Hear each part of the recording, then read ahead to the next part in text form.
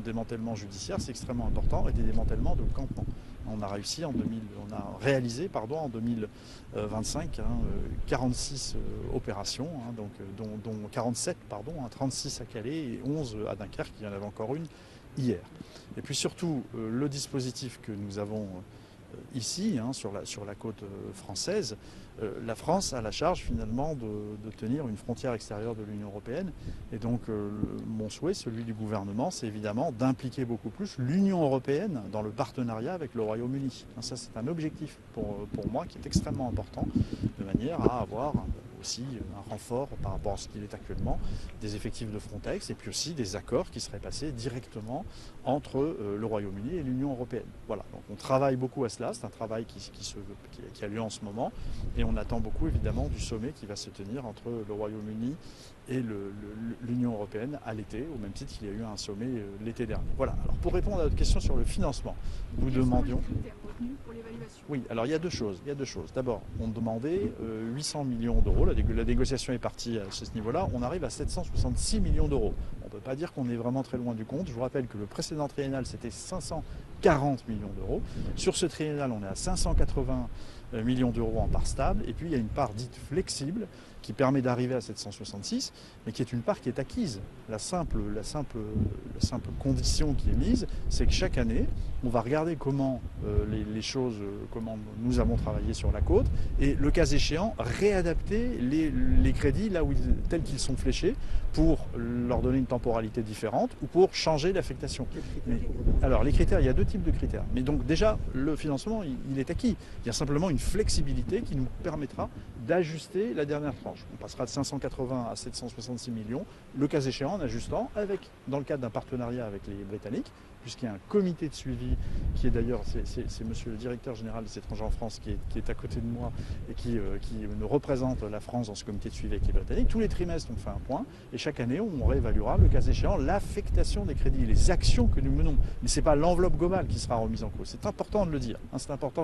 Les critères sont deux types de critères. Il y aura des critères quantitatifs, des critères qui permettront de mesurer le nombre d'interventions qu'on a faites, le nombre d'interpellations, le nombre de traversées empêchées, le nombre de migrants qui ont réussi à traverser. Voilà, on aura des critères quantitatifs et on fera du qualitatif, du retour d'expérience. Est-ce que la façon dont on travaille est la bonne ou pas ?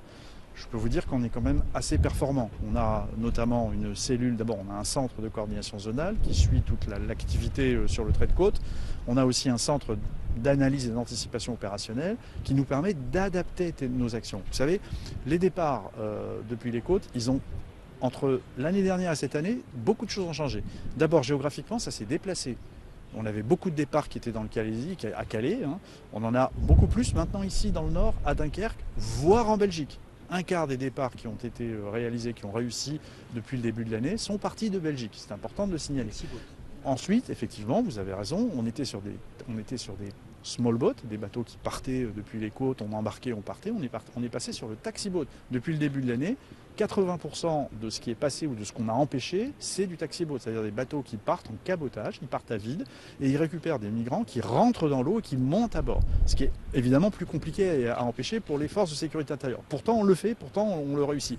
Et donc ça nous permet de nous adapter. Et dans l'enveloppe, quand je parle de critères qualitatifs, il y a aussi ça qui sera pris en compte. On regardera comment évolue le trafic, comment évoluent les passeurs et on s'adaptera en permanence. Et c'est ce qu'on fait d'ailleurs depuis le début de notre lutte contre les traversées illicites, on s'adapte en permanence. Alors un élément important dans les critères, parce que vous me demandez quels sont les critères, on a aussi un suivi des critères d'attractivité au Royaume-Uni. C'est-à-dire qu'on va regarder comment le Royaume-Uni se rend moins attractif. C'est un engagement fort qui a été pris par le gouvernement britannique.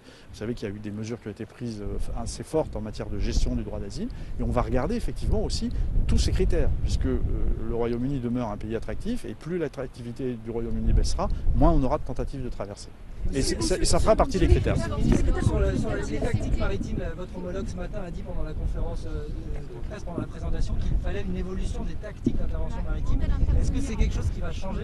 Est-ce qu'il y a une pression des Britanniques là-dessus pour continuer à faire évoluer la tactique d'intervention? Quelle est la tactique que vous allez donner aux forces de l'ordre aujourd'hui? Qu'est-ce qu'elles ont le droit de faire et qu'elles n'ont pas le droit de faire? Non, alors les interceptions, on les fait à plusieurs niveaux. D'abord, on empêche, quand il y a des regroupements de migrants, on les empêche d'accéder à la mer. Ça, c'est une première tactique tactique d'intervention qui consiste à refouler. Et après, il y a tout ce qui, évidemment, au moment de l'embarcation à terre, il y a des interventions.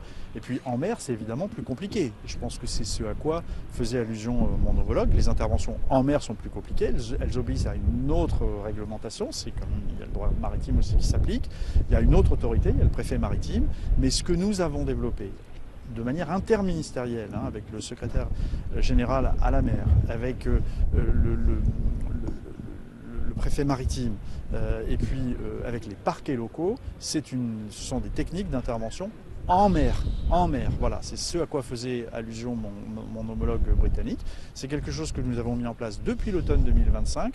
Nous avons déjà réalisé 6 interventions en mer et qui visent à empêcher justement que les taxi-boats n'atteignent les côtes pour prendre en charge les migrants. L'intervention, c'est surtout ça, c'est empêcher le taxi. Mais on le fait effectivement en mer, dans des conditions qui demeurent assez confidentielles. Voilà. Avec des risques de noyade aussi, comme disent... Justement, c'est pour éviter ces risques de noyade que ces interventions se font avec beaucoup de précaution, beaucoup de prudence et dans des conditions très précises. Voilà, très précises. Et on veut empêcher vraiment les taxi-boats d'accéder à la côte. Et donc, ces interventions se réalisent. On en a fait 6 depuis le début. C'est vrai que les Britanniques souhaitaient que nous développons ce type de technique, mais nous aussi, puisqu'on empêche un taxi-boat de venir le long de la côte. Voilà. Après,